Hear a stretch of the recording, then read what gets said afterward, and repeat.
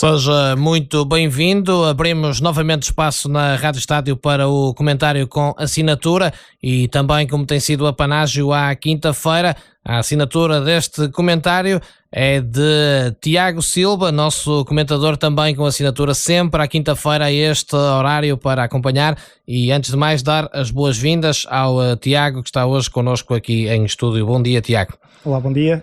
E boa tarde aos nossos ouvintes também. Sem dúvida, obrigado por estares connosco mais uma vez. Tiago, vamos então avançar no teu comentário com 4 temas hoje. Vamos começar com algo que está bastante em voga, Jorge Jesus no Flamengo a fazer um trabalho verdadeiramente fantástico. Em primeiro lugar, parabéns ao Jorge Jesus pelo apuramento do Flamengo para a final das Libertadores. Jorge Jesus surgiu no Brasil como um autêntico furacão. Inicialmente muitos técnicos brasileiros desconfiavam da sua valia, muitos comentadores de imprensa brasileiro chegaram até a gozar com o Jorge Jesus, mas o que é certo é que ele tem feito um trabalho épico, apanhou o Flamengo a 8 pontos do primeiro lugar, já vai em primeiro lugar com 10 pontos de avanço sobre o segundo e pela segunda vez na história do Flamengo classificou o clube para a final das Libertadores, o que já não sucedia há 38 anos. Portanto, penso que Jorge Jesus está a dar provas do grande treinador que é. Eu já defendo o seu mérito e a sua qualidade já há vários anos e não foi só o facto de ele ter passado pelo Benfica que faz com que eu pense de forma contrária. Acho que de facto é um excelente treinador e julgo que isto também é muito bom para os treinadores portugueses porque vai abrir muitas portas a outros técnicos, outros compatriotas seus no Brasil e vai também o Brasil passar a olhar para Portugal de outra forma.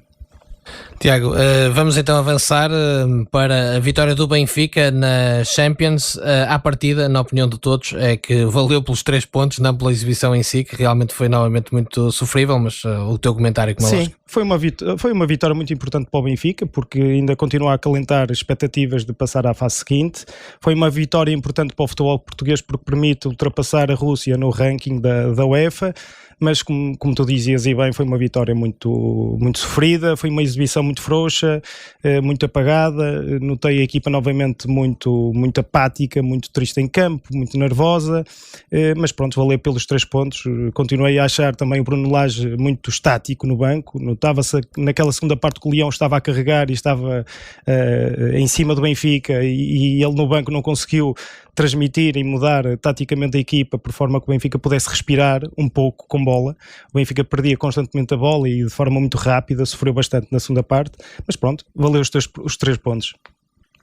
Ora, muito bem, 3 pontos, como dizia o Tiago, muito importantes para o ranking do futebol português, que ultrapassou a Rússia e esperemos que assim se mantenha para o bem de todos. Vamos falar do Sporting. Quando se fala do Sporting, infelizmente para o Sporting não se fala das questões desportivas, fala-se deste clima de verdadeira guerra civil, Tiago. Sim, eu já disse aqui em programas anteriores que o Sporting vivia um autêntico clima de guerra civil. E considero que não é possível a um clube ter sucesso ou almejar ter sucesso com este clima de guerrilha que está instalado. Frederico Varandas cometeu diversos erros ao longo da sua presidência e julgo que este clima também surge fruto disso mesmo. Eu, se tivesse que elencar os principais erros de Frederico Varandas, eu começava logo por anotar a contratação de Marcel Kaiser, que não tinha qualquer currículo no futebol europeu, que estava arredado do panorama do futebol europeu, treinava nos Emirados Árabes Unidos. E quando eu me recordo das declarações de Frederico Varandas, a quando a sua contratação, quer dizer, não posso deixar de esboçar um sorriso.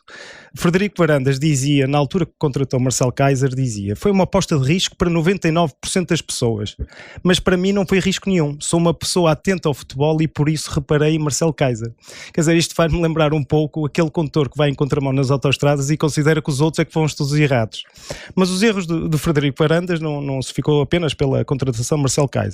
Eu julgo que da própria manutenção de Marcel Kaiser à frente do Sporting, após o final da época passada, também foi um erro. Porquê? Porque todos nós já tínhamos percebido, todos nós que andamos atentos ao fenómeno do futebol, já tínhamos percebido que ele não reunia condições para o cargo.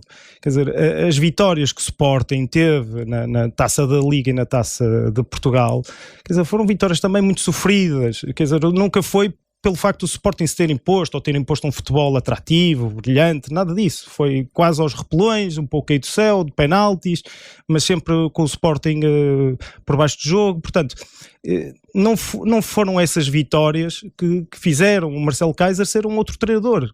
Portanto, estava à vista de todos que ele não reunia condições para estar à frente do Sporting. Só o seu presidente não viu. O que depois é caricato é que após o primeiro jogo desta época, em que o Sporting é humilhado pelo Benfica na Supertaça, o presidente veio dizer agora, para justificar a razão pelo qual demitiu o Marcelo Kaiser, que foi nessa altura que constatou que de facto a equipa não estava bem com o treinador não conseguia incutir à equipa aquele espírito que ele considerava importante. Pois bem, se nessa altura Frederico Varandas constatou que Marcelo Kaiser já não iria ter futuro no Sporting, não se compreende como é que, tendo demitido quase um mês depois, quer dizer, não arranjou durante esse período um treinador para o substituir, tendo de recorrer ao Lionel Pontes, que, e isto espero não estar a ser ofensivo, mas quer dizer, que nunca foi ninguém no futebol, muito menos para treinar uma equipa como o Sporting. Portanto, esta sucessão de erros desportivos não tem ajudado nada à sua presidência, mas os erros, conforme também dizia, não se ficaram por aqui. A forma como Frederico Varandas geriu o Sporting no mercado de transferências foi penoso. Quer dizer, assistirmos ao Sporting no último dia de mercado a estar a vender em saldo o seu melhor ponta de lança, que rendia mais de 30 golos por época, para ir contratar jogadores emprestados, sendo que nenhum deles era ponta de lança e que eram de qualidade mais do que duvidosa, quer dizer, isto não se compreende. Pior ainda são as justificações, dizendo que o Bas Dost custava cerca de 5,9 milhões de euros ao clube por ano, e eu pergunto, mas e quanto é que custa o José? O Sporting contratou por empréstimo ao PSG pagando 2 milhões de euros pelo empréstimo, mas acima disso acrescem salários. O Boulassi, que foi contratado por empréstimo ao Everton, também implicam salários. Se formos acrescentar a tudo isto a contratação também do Fernando, que não joga há mais de 2 meses, se somarmos todos estes salários destes jogadores, quer dizer, dava para pagar ao Bas Dost. Eu costumo dizer que caros são os maus, não é? O Bas Dost, tendo em conta o rendimento que tinha a equipa, de facto, não consigo perceber como é que o Sporting se viu livre dele, ainda por cima ao preço que foi. A acrescentar aos erros de Frederico Varandas, a queixa humilhante contra o Alverca por uma alegada utilização irregular de um jogador na taça. Quer dizer, já não bastava a forma como o Sporting foi vexado e afastado da Taça de Portugal, como o Sporting ainda por cima se coloca nesta contingência triste de ter de reclamar contra um clube do Campeonato Nacional de Séniores por alegadamente ter utilizado um jogador que tinha sido expulso no jogo, mas quando os próprios regulamentos dizem que o castigo se aplica à competição em causa, que não era a Taça de Portugal, mas era o Campeonato Nacional de Séniores. Quer dizer, isto não é, ou não está à altura dos pergaminhos de um clube como o Sporting, um clube grande. Quer dizer, não se coloca a jeito desta forma, para além de ter perdido em campo, ainda vai perder na secretaria, ou seja, vai se sujeitar a 2 derrotas humilhantes. Outros erros, as entrevistas perfeitamente disparatadas e incapazes de passar qualquer mensagem para o exterior dadas pelo presidente do Sporting. E eu não consigo perceber como é que um presidente de um grande clube, que deve falar pouco para a imprensa, ou seja, quando dá uma entrevista, deve ser, ou ter por objetivo, de fazer passar uma mensagem para o exterior. E eu não consigo perceber como é que o presidente do Sporting dá sucessivas entrevistas em que não consegue passar uma única mensagem. Atrapalha-se todo, não tem um discurso fluido, não parece ter uma ideia bem clara, apenas sabe dizer que o Sporting está numa situação financeira muito difícil, o que depois não é compaginável com o facto de ele se ter colado à proposta de aumentos salariais do Conselho de Administração da SAD, pois se um clube está frágil financeiramente, então não faz sentido nenhum estar-se a propor um aumento salarial do seu respectivo Conselho de Administração. Outros erros de Frederico Varandas, quer dizer, a aproximação ao Benfica. E eu não me esqueço da inação do Sporting no âmbito do processo Etopeira, que é quando a decisão instrutória o Sporting decidiu não apresentar qualquer tipo de recurso. Não me esqueço também que Frederico Varandas tem feito elogios públicos sucessivos à estrutura do Benfica, dizendo mesmo que quer, no fundo quase, se não é replicar, é tornar a estrutura do Sporting similar à estrutura do Benfica. E eu não sei se ele, quando se refere a isto, se está a pensar na mendizização do clube, porque eu quando olho para as transferências do Sporting, para as comissões pagas no âmbito das transferências feitas pelo Sporting, constato que o Sporting pagou cerca de 8 milhões de euros no último ano a Jorge Mendes.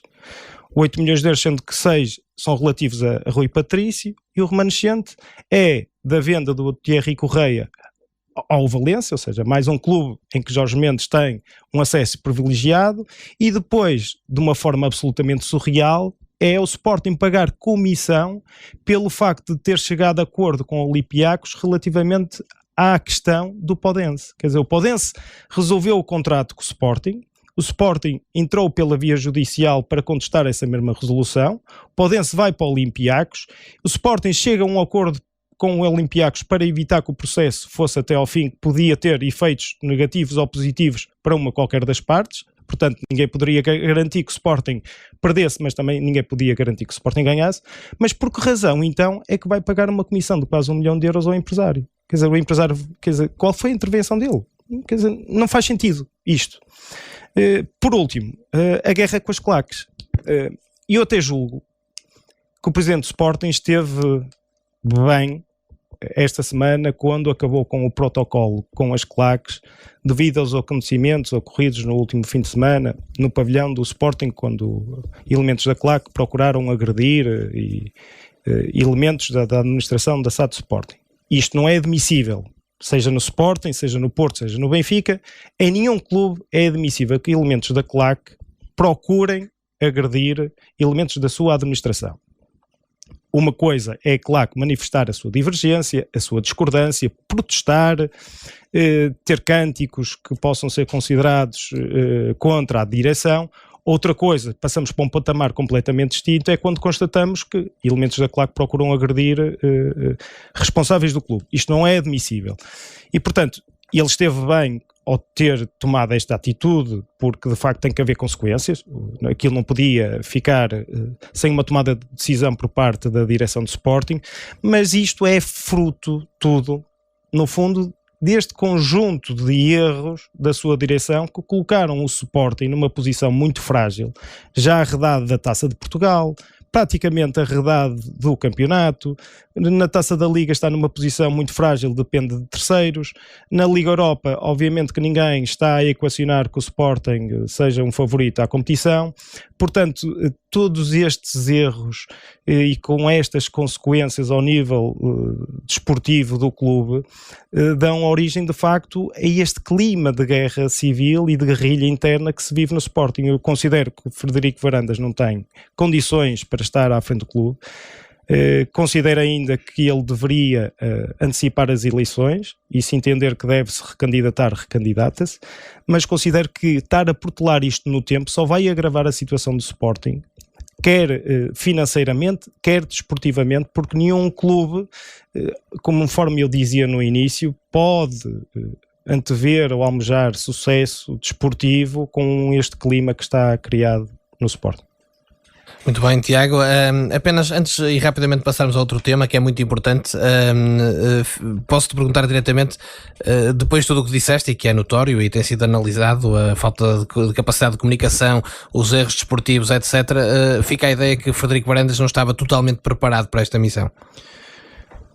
Eu julgo que preparado nunca ninguém está até lá estar. Lá. Entendes? Portanto, isso... Obviamente que eu não poderei dizer que ele tinha a obrigação de estar preparado, não vou dizer isso porque de facto uma coisa é ser um responsável que ele era do departamento clínico, outra coisa é ser presidente de um clube, mas alguém até chegar presidente nunca está preparado para o ser. Uma coisa é ter aptidão, são coisas diferentes. O que eu considero é que ele não tem aptidão para ser presidente do Sporting. De facto a gestão desportiva dele conforme eu disse, é errática, demonstra muito pouco conhecimento do fenómeno. Depois as declarações públicas que faz, algumas delas são absolutamente surreais, como quando apelidou os adeptos de Sporting de malucos, que só um treinador que estivesse disposto a aturar malucos é que poderia aceitar treinar o Sporting. Quer dizer, isto não é próprio de um presidente de um Sporting, portanto... Muito bem, avançando então para um tema que ainda por cima esta semana também está muito em voga na Rádio Estádio, tendo em conta a grande entrevista que fizemos com o Pipo Russo, autor da Orgia do Poder, um investigador bastante reputado no momento no futebol internacional, que é a falta de transparência no futebol português. Bem, Rémulo, nos últimos tempos temos assistido a alguns fenómenos que não contribuem em nada para a transparência do futebol português e só alimentam a suspeição em torno do mesmo. E temos vários exemplos disso. Entre esses exemplos eu poderia dar o fenómeno das SADs de capital estrangeiro duvidoso, citando aqui dois exemplos, quer dizer, o Aves, o Famalicão. Então o Famalicão e o Aves são por demais evidentes. O alegado aliciamento de jogadores, que inclusivamente deu origem a processos de inquérito por parte do Ministério Público, as apostas desportivas associadas à corrupção de intervenientes no jogo, com algumas condenações ainda por parte da Federação. Esta semana tivemos um exemplo disso. A forma muito pouco transparente como certas transferências de jogadores são feitas e como o dinheiro que alimenta essas transferências ou que está por trás da mesma circula através de offshores.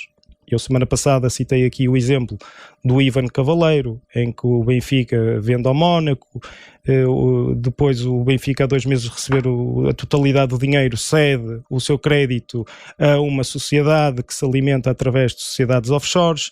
Portanto, nada disto contribui para a transparência do futebol português.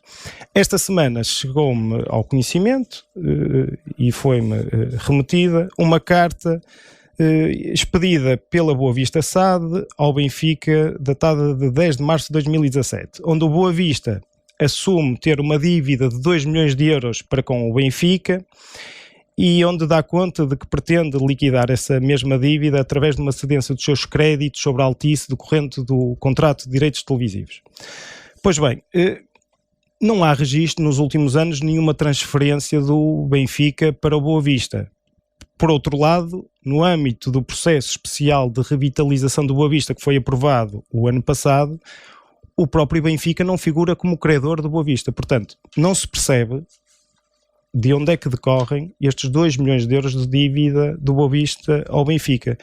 Será algum empréstimo? Se é um empréstimo, a que título e com que fundamento?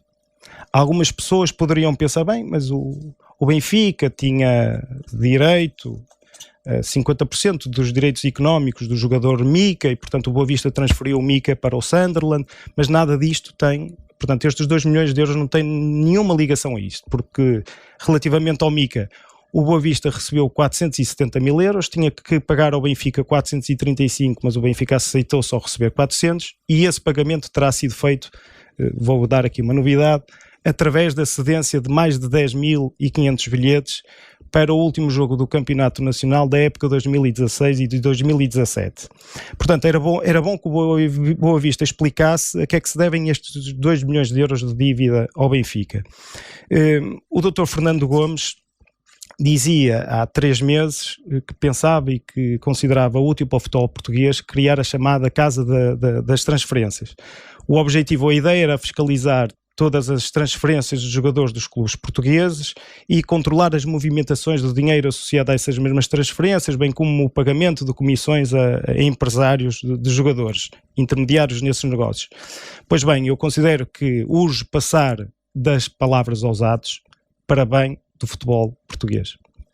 Tiago, como ainda temos algum tempo, aproveito então para pegar no que nos disse o Pipo Russo na entrevista conduzida pelo jornalista André Veloso, ele que disse que tem aí ainda alguns pormenores que vai lançar em breve de mais investigações que está a fazer à denominada economia paralela no futebol, mas uma das declarações que eu retenho e que vai um pouco de encontro àquilo que estávamos a falar neste momento e no teu comentário é que o Pipo Russo diz que depois destes anos todos a investigar o fenómeno, que entende que Portugal é não só o terreno fértil para a economia, a denominada economia paralela, como é até o centro da Europa nessa economia paralela e que Jorge Mendes está à cabeça. Que comentário é que te merece estas declarações de Pipo Russo, tendo em conta toda a investigação que ele tem feito e apesar de muita gente não querer levar a sério aqui em Portugal, eu relembro que alguém que é cronista do La República, da Panenka, da Sports Illustrated, não é uma pessoa qualquer. Aqui em Portugal tendemos a desvalorizar este tipo de coisas, mas se calhar não o fazemos bem. O Pipo Russo, costumo estar muito atento àquilo que ele escreve, sei que é uma pessoa que estuda bastante o fenómeno do futebol, nomeadamente estas questões muito opacas envoltas ao mesmo. Considero que ele tem razão em muito daquilo que ele diz. Portugal, de facto, tem um problema relativamente à questão das offshores e a movimentação de todo esse dinheiro pelas offshores. E eu citei-te aqui o exemplo do Ivan Cavaleiro, podia-te citar outros exemplos, por exemplo, não sei se tens conhecimento, mas, por exemplo, o Benfica cedeu cerca de 100 e tal milhões de euros dos seus direitos televisivos a uma sociedade inglesa que se financia através das offshores, que pertence ao mesmo grupo que, por sua vez, compra os créditos do Benfica decorrentes das vendas dos tais Ivan Cavaleiros, dos Bernardes para os Mónacos, dos jogadores do João Cancelo para o Valência, e esse mesmo grupo criou uma sociedade, até inicialmente designou-a por Águias Limited, e foi essa sociedade que acabou por comprar os créditos ao Benfica e antecipou o dinheiro que o Benfica tinha a receber do contrato connosco. Portanto, e há muito mais casos, porque não se pense que isto acontece apenas com o Benfica. Com certeza que acontece também com outros clubes. E também, na semana passada, dei aqui o exemplo de que o Porto, quando vendeu o Rubén Neves através do Wolverhampton, e curioso é constatarmos que há sempre uma pessoa, um denominador comum a todas estas operações, que é o empresário Jorge Mendes, mas o Porto, conforme eu dizia, quando também transferiu o Rubén Neves para o Wolverhampton, não sei por que razão ou por que carga d'água, também decidiu ceder o seu crédito a esta empresa Capital Limited, que tem financiado ou tem antecipado os créditos todos ao Benfica, do contrato a nós, do João Cancelo, do Enzo Pérez, do Bernardo Silva, do Ivan Cavaleiro. Portanto, isto é um problema sério, espero que haja coragem para o combater. E também considero útil todo esse trabalho de investigação que o Pipo Russo tem feito, que está a fazer e que vai publicar, porque por vezes o que se nota é que a imprensa portuguesa parece estar muito aliada destes problemas. E considero que torna-se por vezes necessário, ou constatamos que só quando alguém de fora dá algum destaque, algum relevo a este tipo de matérias é que a imprensa cá parece acordar para o verdadeiro problema que nós vivemos relativamente a esta matéria. Tiago, para terminar, deixa-me também pedir a tua opinião, até porque és advogado, não é? Portanto, e atento ao fenómeno também, seguidor do que o Pipo Russo vai falando. Ele nesta entrevista fala também do caso Rui Pinto, diz que é um verdadeiro escândalo para Portugal o que está a acontecer com Rui Pinto e para a justiça portuguesa. A Eva Joly, conhecida magistrada, já tinha dito a mesma coisa, que Portugal cai aqui no erro de parecer um país terceiro-mundista se seguir à letra só o que está estipulado na lei e não adaptar a lei aos novos tempos e aos whistleblowers. Pedir também a tua opinião neste comentário para fecharmos. Rémulo, eu tendo a nunca ser politicamente correto e a pensar sempre pela minha cabeça. Eu sei que toda a comunidade portista defende com unhas e dentes o Rui Pinto e eu tenho uma posição contrária relativamente a essa matéria e que passo a explicar. Eu considero que aquilo que o Rui Pinto fez é merecedor e deve ser objeto de um processo-crime.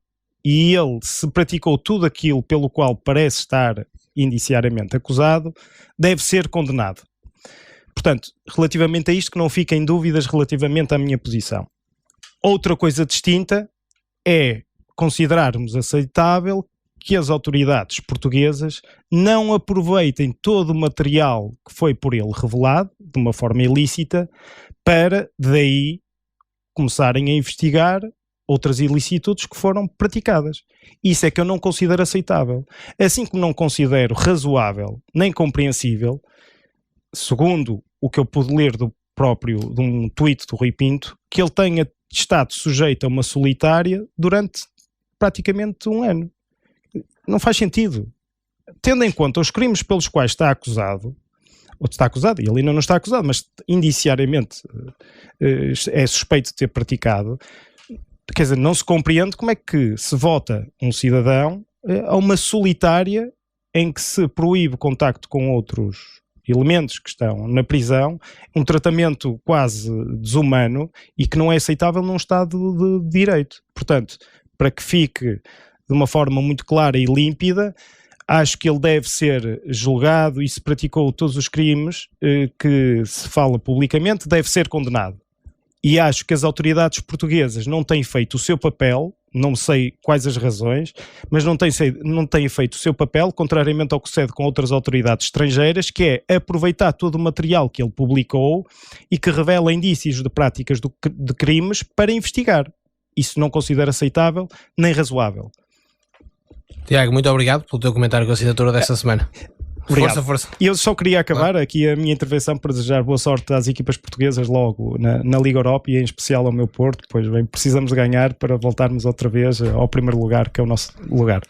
Assim é, Tiago Silva, o seu comentário com assinatura, habitualmente aqui na Rádio Estádio à quinta-feira, e que poderá depois acompanhar também em podcast no nosso site www.radioestadio.pt e também na nossa página no YouTube. Queremos sempre estar mais perto dos nossos ouvintes. Termina então aqui mais este espaço de comentário com assinatura. Continua connosco. Boa tarde.